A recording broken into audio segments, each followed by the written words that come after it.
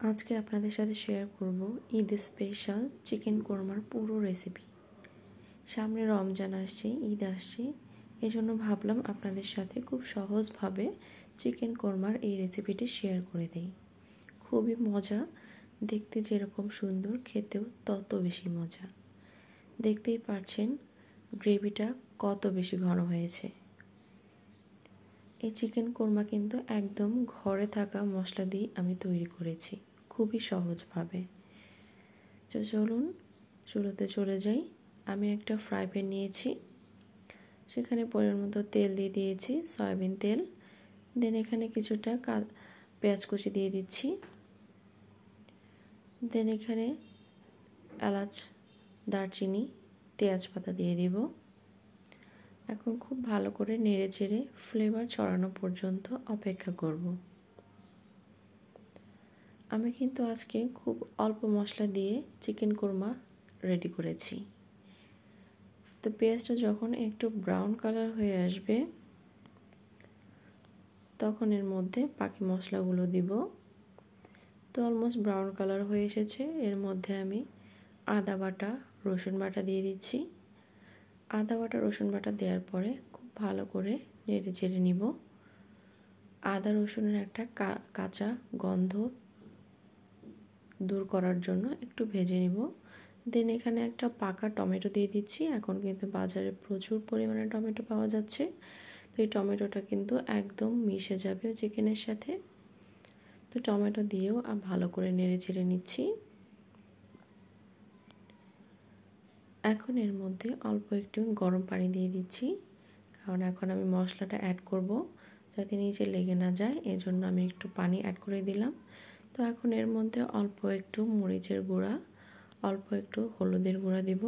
এখানে কিন্তু মশলা খুব বেশি দিব না। দেন অল্প একটু জিরা গুঁড়া দিব, ধনিয়া গুঁড়া দিব, পরিমাণ মতো লবণ দিব। লবণটা হচ্ছে স্বাদের উপর ডিপেন্ড করে।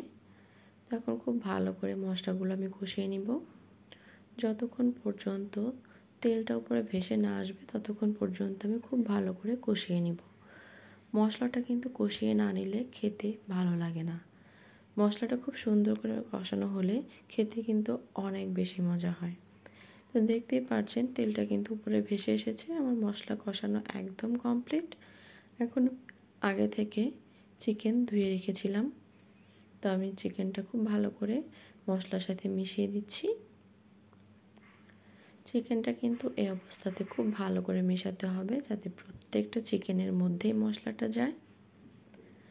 আমি একটু সময় নিয়ে খুব সুন্দর করে মিক্সড করে দিচ্ছি। মশলা মেশানো অলমোস্ট হয়ে গিয়েছে। এখন আমি ঢাকনা দিয়ে ঢেকে 10 মিনিটসের মতো কুক করে নিব। তো ফিরে আসছি 10 মিনিটস পরে। দেখুন এখান থেকে কিন্তু অলরেডি পানি বের হওয়া শুরু হয়েছে। তো এই পর্যায়ে আমি এখানে সয়া সস আর টমেটো সস দিব।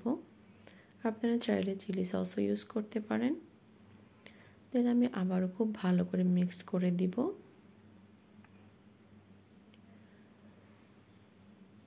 আমি কিন্তু এখানে এক্সট্রা পানি ইউজ করব না, আমি এখানে দুধ ইউজ করব, যেহেতু চিকেন কোরমা রেডি করব।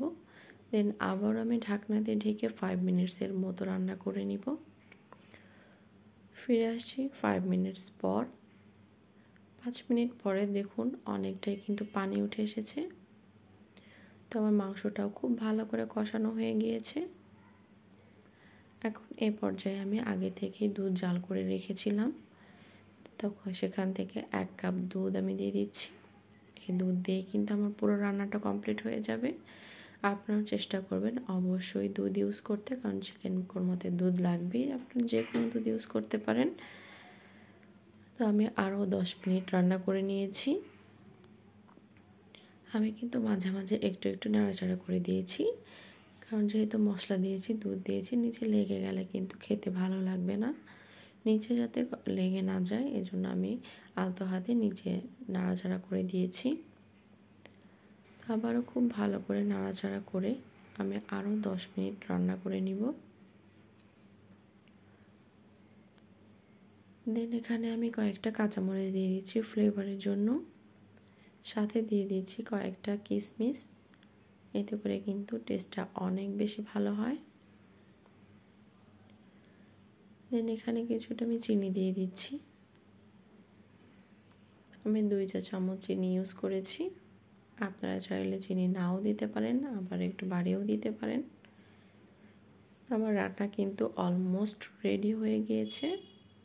এখন আমি চিকেনটা একটু বাগার দিয়ে দিব। বাগারটা দিলে টেস্টটা দ্বিগুণ পরিমাণ বেড়ে যায়, কালারটাও অনেক সুন্দর আসে। তো আমি আলাদা আরেকটা প্যান নিয়েছি, সেখানে তেল গরম করে আমি কয়েকটা পেঁয়াজ দিয়ে দিয়েছি আর আস্ত জিরা দিয়ে দিচ্ছি। এতে করে কিন্তু খুব সুন্দর একটা ফ্লেভার বের হয়। 4টা আমি শুকনো মরিচ দিয়ে দিচ্ছি জাস্ট ফ্লেভারের জন্য। দেন খুব ভালো করে নাড়াচাড়া করে আমি বেরেস্তা তৈরি করে নিব। তো বেরেস্তার মতো চলে এসেছে। এখন আমি মাংসের মধ্যে পুরোটা দিয়ে দিব, তেল সহই দিব, এতে করে অনেক বেশি মজা আসে। তো আমার রান্না কিন্তু একদম কমপ্লিট হয়ে গিয়েছে। এখন জাস্ট বেরেস্তাটা আমি মিক্সড করেই চুলোটা অফ করে দিব। ঠান্ডা হওয়ার পরে কিন্তু ঝোলটা আরও ঘন হয়ে যাবে। এই রেসিপিটা খেতে কিন্তু অসম্ভব মজা লাগে, পোলাওয়ের সাথে খুবই মজা লাগে। আপনারা অবশ্যই চেষ্টা করে দেখতে পারেন। আপনারা চাইলে ইফতারেও কিন্তু পোলাও কোরমার আয়োজন করতে পারেন, অথবা সামনে যেহেতু ঈদ আসছে, ঈদের সময় অনেক মেহমান থাকে বাসায়, আপনারা কিন্তু এই রেসিপিটা শেয়ার করতে পারেন খুবই সহজে। খুবই কম উপকরণে আমি আজকে তৈরি করে দেখিয়েছি। খেতে কিন্তু অসম্ভব মজা হয়। আমি সার্ভ করে দিচ্ছি। দেখতেই পাচ্ছেন গ্রেভিটা কত বেশি ঘন হয়ে গিয়েছে। পোলাওয়ের সাথে অনেক বেশি মজা লাগে। আমার বাসার সবাই খুবই পছন্দ করে। আমি যেদিন চিকেন কোরমা রান্না করি, সেই দিন পোলাও রান্না করি, আর কোনো কিছুই রান্না করতে হয় না। চিকেন কোরমা দিয়ে পুরো পোলাও খাওয়া শেষ হয়ে যায়। তো কত সুন্দর একটা গ্রেভি চলে এসেছে, দেখতে পাচ্ছেন আপনারা। অসম্ভব মজা লাগে। পোলাওয়ের সাথে আর কিছু দরকার হয় না, শুধু এই চিকেন কোরমাটা হলেই হয়ে যায়। তো আজকের মতো এই পর্যন্তই। সবাই ভালো থাকেন, সুস্থ থাকেন। আল্লাহ হাফেজ।